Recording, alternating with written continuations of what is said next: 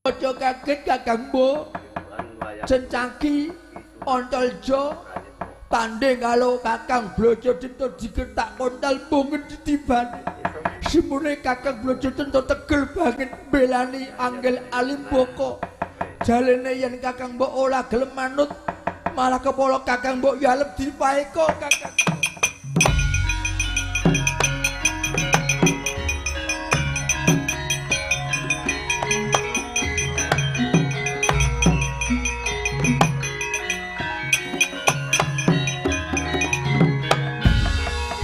Panduk aturipun ingkang rayi Raden Kala Bendana. Lamun to Raden Brajadenta datan ayogyani datan sarujuk malah kepara nedya maeka ingkang rapa nenggih Dewi Arimbi. Kebraneng penggalipun mangar-mangar wadananipun mencorong netrane kaya singgat kedatung bubrah selangkrah Jatiwi Krama ical wujuding manita ingkang endah sulisting warna salah kedaden dadi raseksi wujud sekawit mencorong paningali gemprong-gemprong lir singa barong.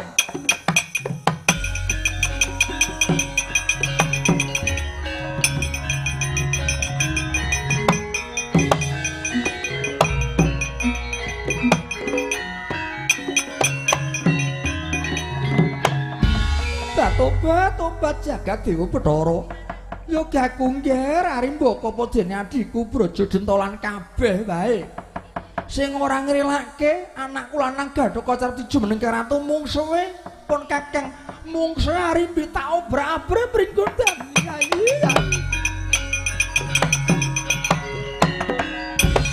Aja Kakang Mbok.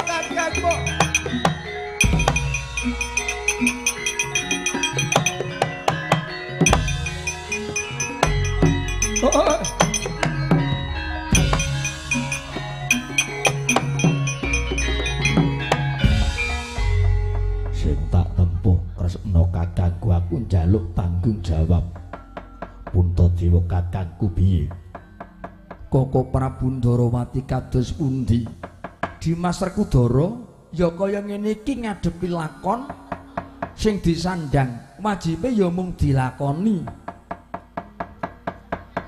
Aja dianggep Yayi Arimbi arep nurukake putra wayah arep gawe mulyane Gatotkaca kok dadi Sulaya kuwi dudu. Nanging kamurkane Arimbaka iki mujudke pendadaran.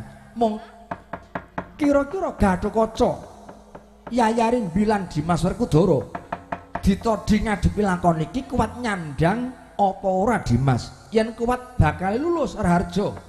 Aku ora butuh wejangan, aku butuh njaluk dituntun, butuh njaluk diayomi. Yayi Punta, kula wonten dawuh Koko Prabu nyuwun pamit medal Yayi badhe ngawat-awati Yayi.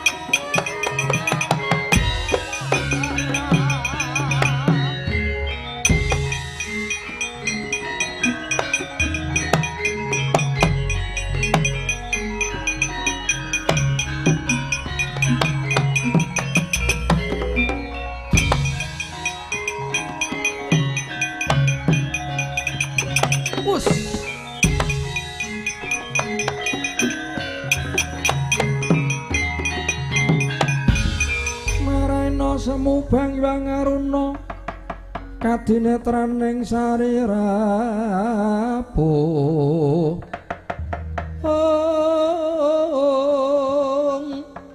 ringkan negara saketer niki dunganing kung lir wuwu sing wini panca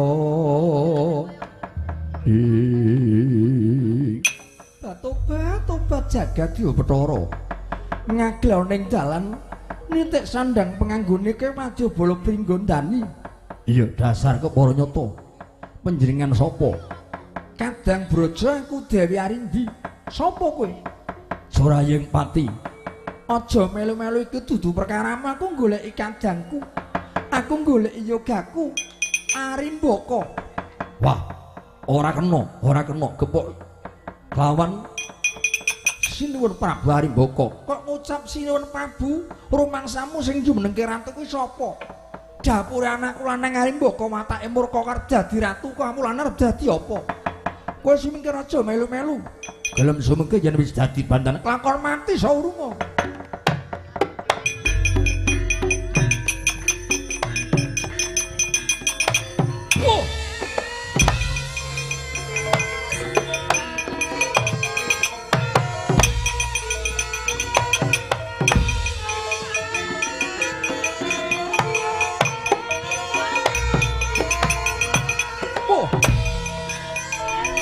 Wow. Bodoh. Wow. Wush. Wow. Wow. Wush. Oh. Wow.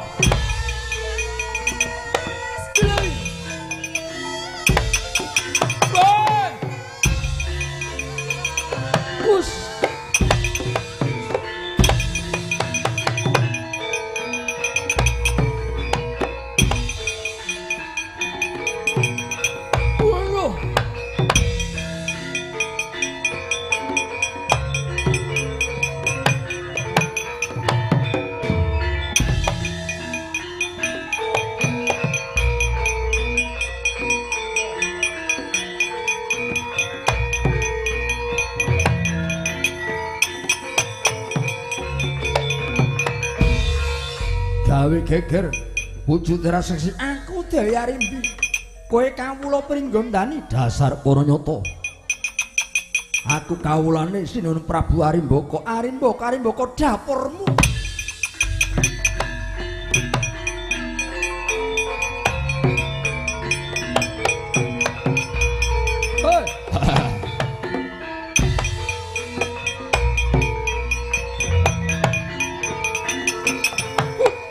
Mati. Ah. Wah. Wah. Wush. Wush. Wah. Hey.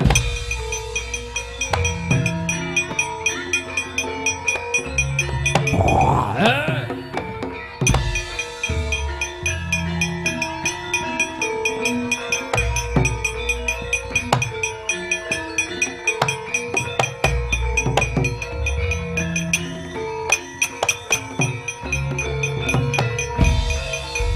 Para sang Arjuna esmunira kamanungsan Om dasrapan tingkahing mungsuh liring ing dikamantian lana konges Om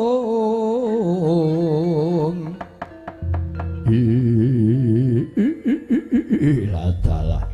Oh, kowe Janaka.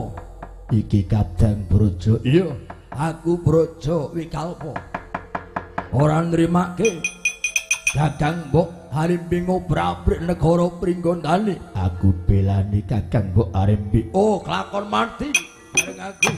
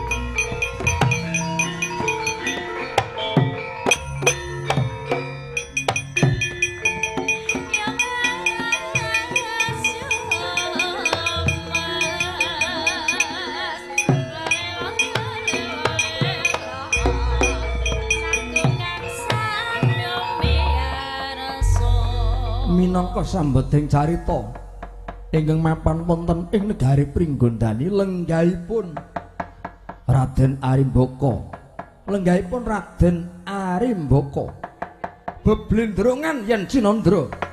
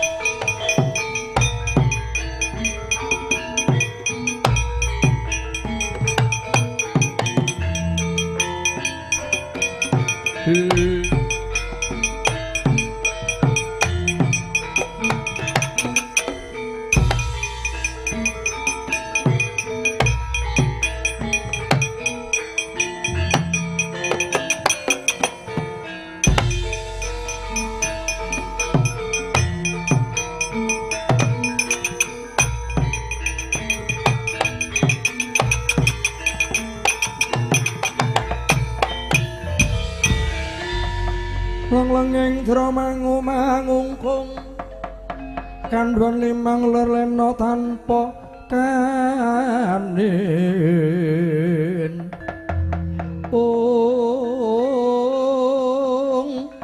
yen tan tulusa mengku sang Jautama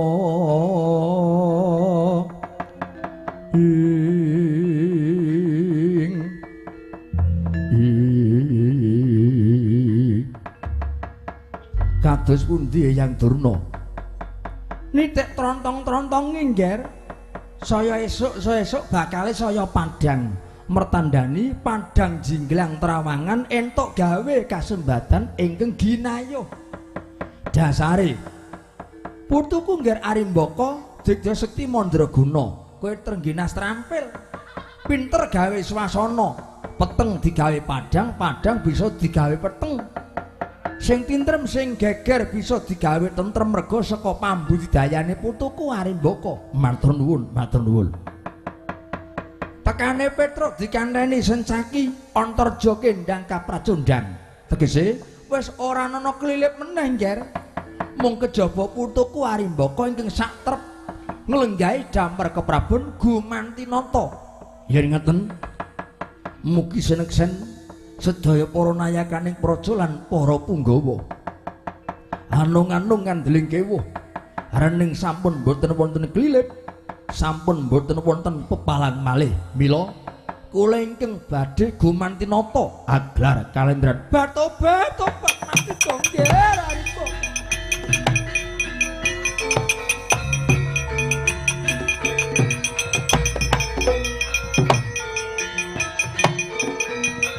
lenggah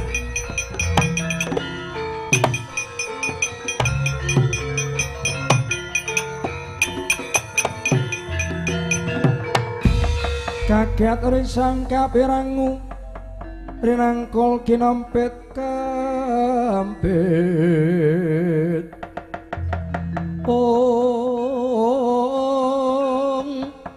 dosang reknaning bawana ya kitu kang walang ati ya kitu kang ngena sing tias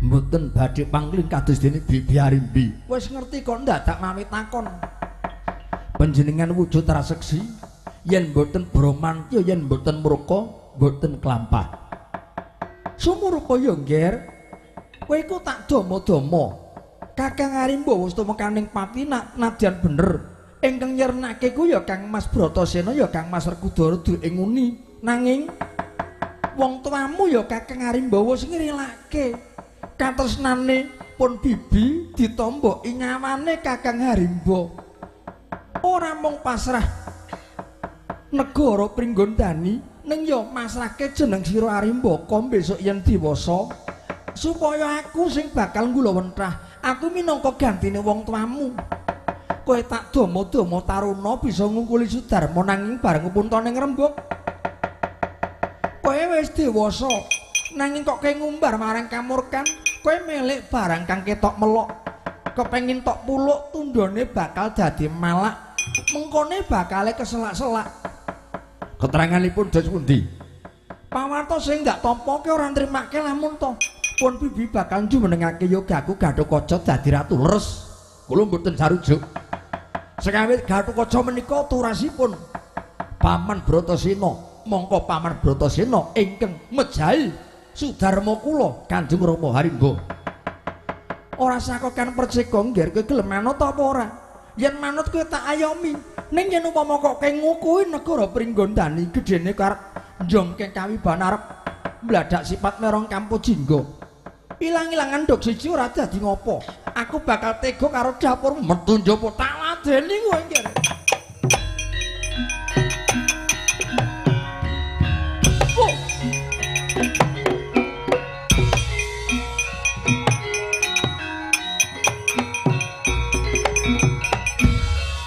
Braja Jenta, kula wonten dawuh Paman Penemban, aja ditegake. Aja mung trima dadi penonton. Nek dadi penonton kena angin esuk sribit wetenge mules. Mergo kelungguh wae ora nyambut gawe ora kemringet terus golek toilet. Ya ora? Iya leres. Lah cocok. Wektemu kosong kowe mung trima ngombe aku wae macet gedang ngambur mesti mongko kowe dadine mlilit. Prayoginipun metu njaba. Diawat-awati diayomi. Nggih, nyuwun pamit yen ngaten.